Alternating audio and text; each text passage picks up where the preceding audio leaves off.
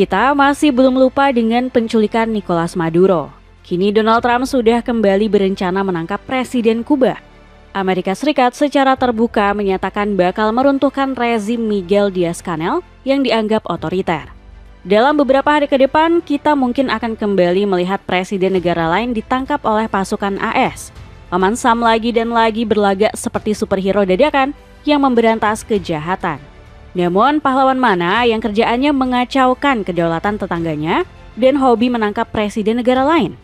Rencana AS untuk menyerang Kuba bisa membuat Rusia marah besar. Bahkan sekutu-sekutu AS di benua Amerika juga mulai tidak suka dengan arogansi Trump. Bagaimanakah perlawanan Kuba yang di-backing benua Amerika dan sekutunya dari keserakahan Donald Trump? Keserakahan Donald Trump mencaplok Kuba. Apa yang kamu saksikan di Venezuela sebentar lagi mungkin juga akan terjadi di Kuba. Ya, penculikan Nicolas Maduro yang sempat menggemparkan dunia bisa kembali terulang.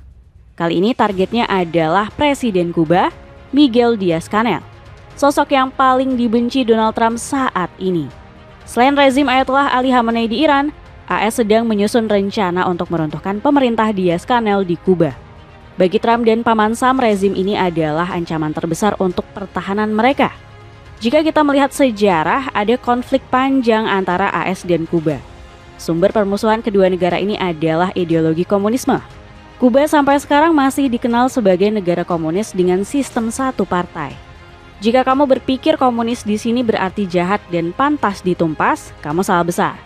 Sejak revolusi komunis pada 1959, Kuba justru bertumbuh menjadi negara independen yang mengusik Amerika Serikat.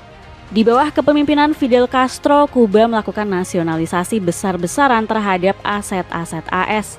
Sejumlah industri, lahan pertanian, sampai bank milik Paman Sam direbut.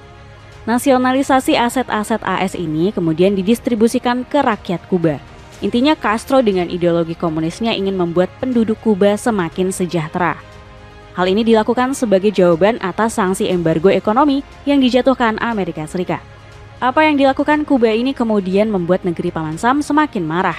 Ditambah Kuba menjadi sekutu dekat Uni Soviet selama Perang Dingin. Sebagai informasi, Perang Dingin adalah periode di mana ketegangan politik, ekonomi, dan militer antara blok barat yang dipimpin AS dan blok timur di bawah komando Uni Soviet. Bergabungnya Kuba ke kubu Uni Soviet di Perang Dingin dianggap AS sebagai pengkhianatan.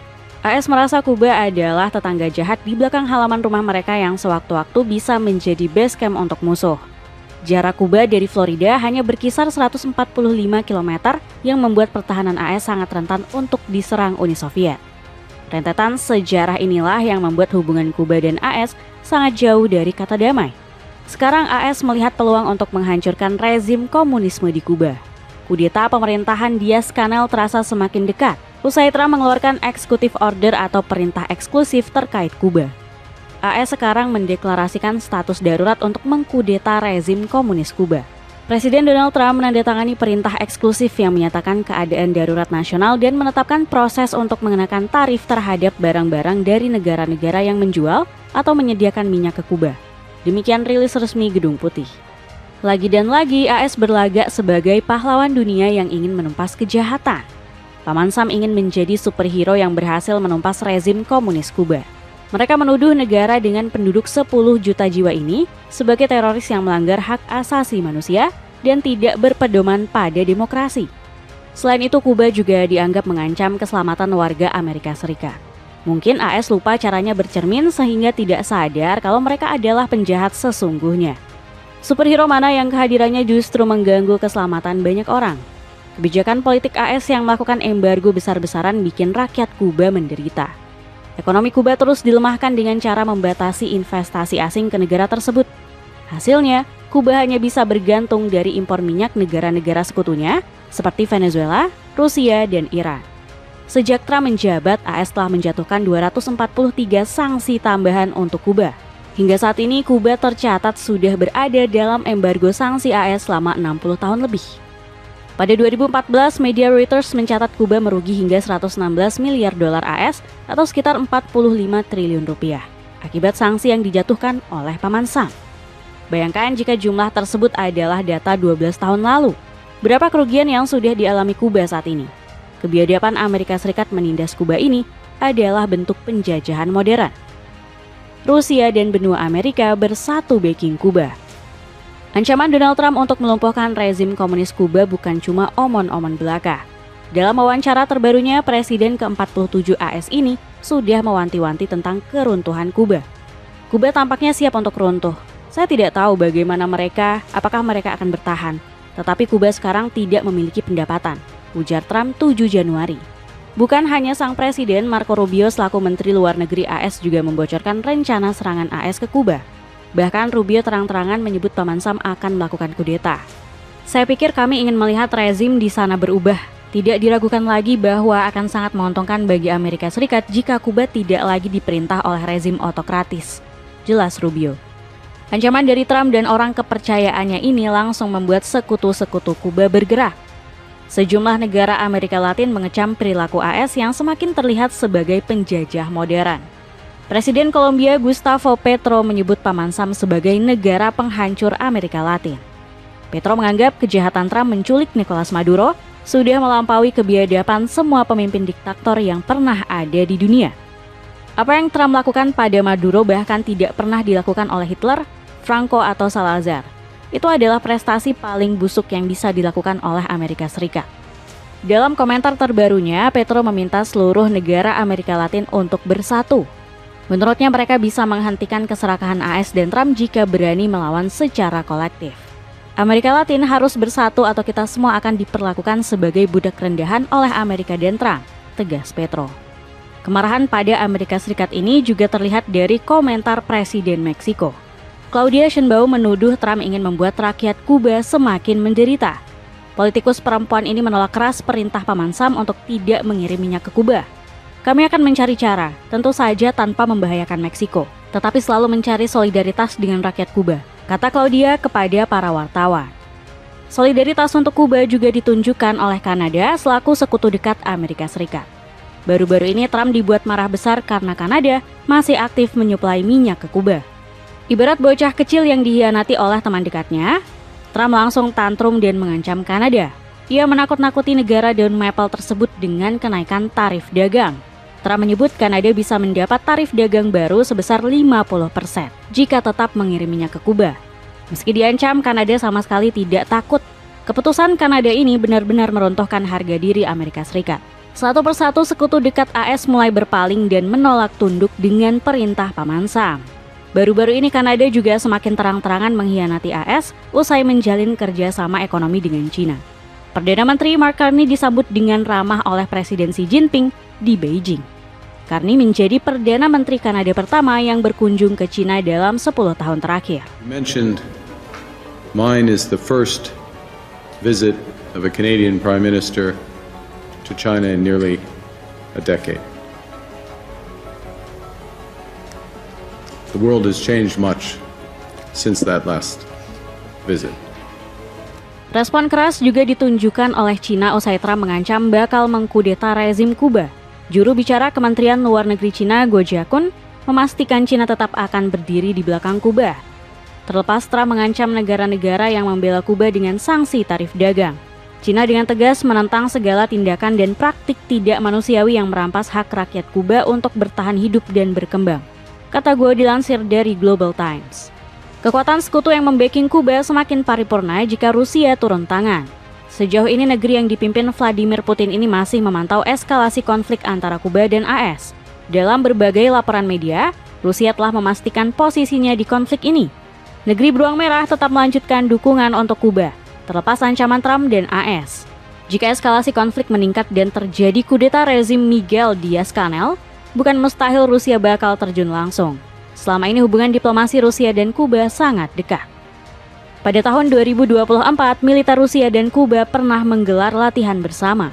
Rusia bahkan sempat mengirimkan 4 kapal selam bertenaga nuklir ke perairan Karibia.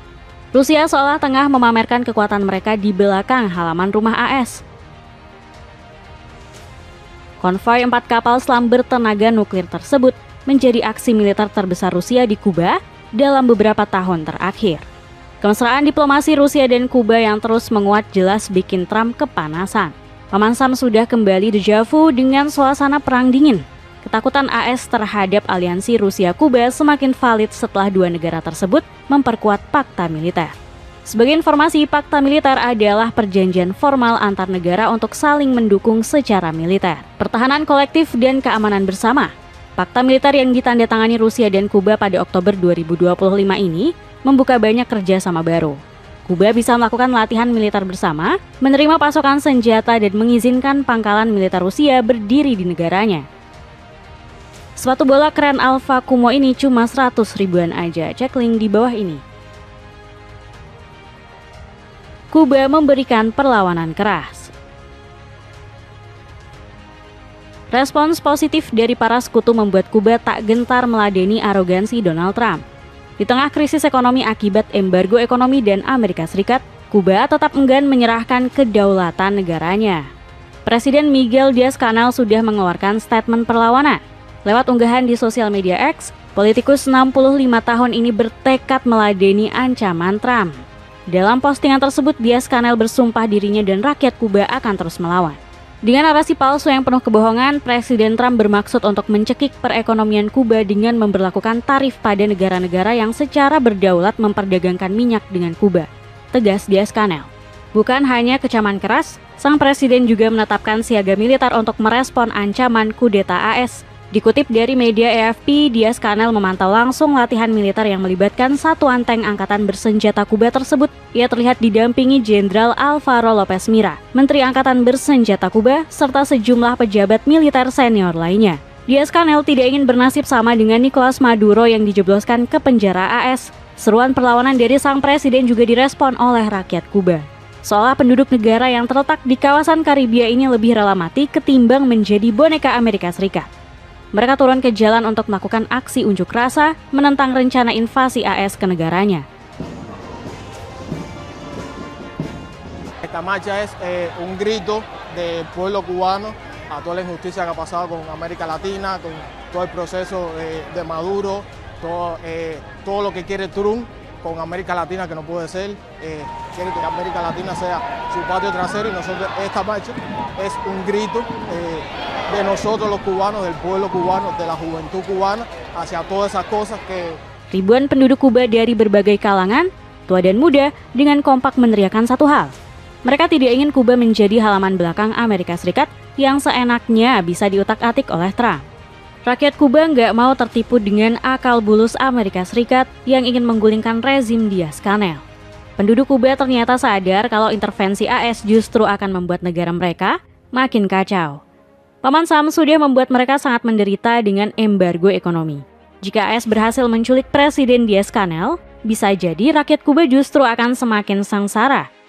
Sebagai informasi, Kuba sekarang hanya punya cadangan minyak untuk 15-20 hari ke depan. Sebagian wilayah negara kepulauan ini mengalami pemadaman listrik selama 12 jam.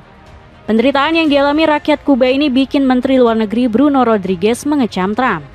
Apa yang sudah dilakukan Trump terhadap Kuba adalah bentuk tindakan agresi brutal.